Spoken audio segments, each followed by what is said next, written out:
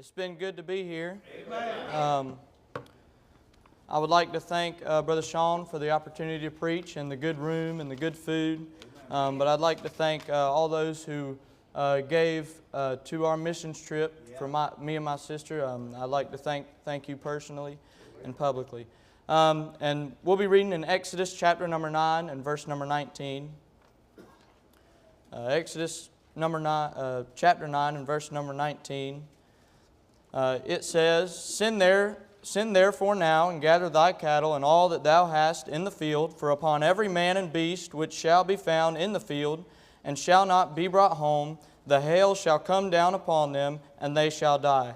He that feared the word of the Lord among the servants of Pharaoh made his servants and his cattle flee into the houses. And he that regarded not the word of the Lord left his servants and his cattle in the field. And the Lord said unto Moses, Stretch forth thine hand toward the heaven, that there may be hail in all the land of Egypt, upon man and upon beast and upon every herb of the field throughout the land of Egypt. And Moses stretched forth his rod toward heaven, and the Lord sent thunder and hail, and the fire ran along upon the ground, and the Lord rained hail upon the land of Egypt. So there was hail and fire mingled with the hail, very grievous, such as there was none like it in all the land of Egypt, since it became a nation. And the hail smote throughout all the land of Egypt, all that was in the field, both man and beast, and the hail smote every herb of the field, and brake every tree of the field.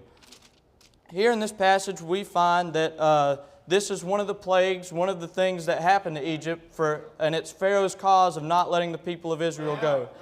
Moses goes towards Pharaoh, and he tells him what's going to happen. The Lord tells Moses to rain hail upon Egypt, and that's what he does. That's what happens.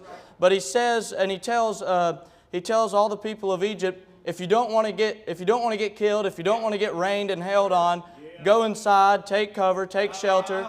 And he's telling the people this. He's telling the servants this.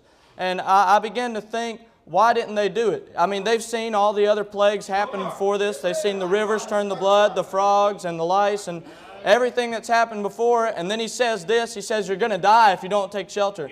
I mean, what are they thinking? Why don't they go inside? Why don't they take shelter? And so I'd like to preach on heeding the warning. And so first, to heed the warning, I see that you need to listen to the preacher. You need to listen to the preacher.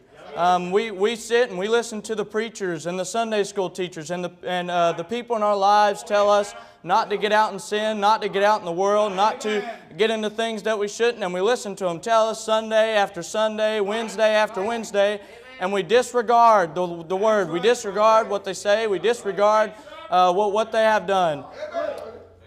Over and over again, Moses and Aaron tell the people of Egypt what's going to happen. He tells them what's about to happen if Pharaoh doesn't let the people go. And I can't help but think if one or two of them said, well, if the last one was true, if the last one happened, I can't help but think that this one's going to happen. So if the preacher stands up and tells you shouldn't do that, that'll lead you down the wrong way. You shouldn't be with that person. You shouldn't be next to those people. You shouldn't talk to those friends. I can't help but think that he's seen it a few times. He knows what's going to happen. Not only should you listen to the preacher, but you should look to the past. The Egyptians have already gone through many plagues, and they've watched what happens whenever Pharaoh doesn't agree.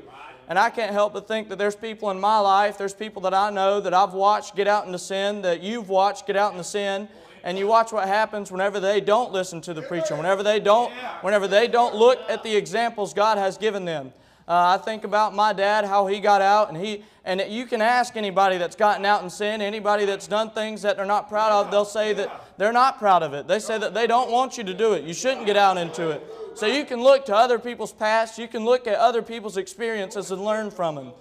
You can learn from other people's mistakes. You don't have to make the mistakes yourself. And lastly, you have to read the book. In Romans chapter number 8, Romans chapter number 8 and verse number 6, it says, For to be carnally minded is death, but to be spiritually minded is life and peace.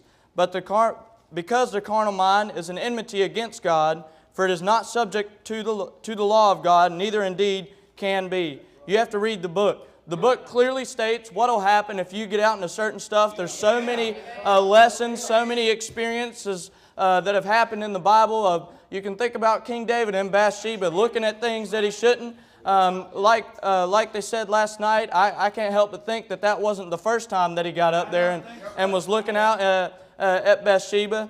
And you think about all these other stories of people getting out into sin. You think about Samson falling into Delilah's lap. There's just so many instances, so many stories that we can learn from that we don't have to experience ourselves. If you can just read the book, if you can fall in love with the Bible, it'll save you so much trouble, so much time, so many scars of the world. And lastly, I say, what's the reason that you shouldn't get out? What's the reason that? What's the big reason that you shouldn't give in to temptation? That you shouldn't give into it? That you shouldn't follow that? You shouldn't do that? It's because we're almost home. We're in the last stretch. The final reason I believe that you should push through, that you should give it all you've got, that you should try to resist the devil as much as possible is because we're almost home. If you can just make it to one more service, if you can just push them off one more time, if you can just make it to one more revival, I believe that one day, 1 month, maybe next week, maybe tomorrow, He'll call us home and you can say, and He can say, well done, thou good and faithful servant. You can finish the course, you can finish the race just like God intended for you to do. If you can just push on, if you can just make it to one more Sunday, just make it to one more service. The reason you shouldn't get out, the reason you shouldn't fall, the reason you shouldn't falter, the reason you should resist one more time is because we're almost home. We're in the last stretch. We're in the final stretch. All you have to do is just hold on a little bit longer. Amen. I'm done.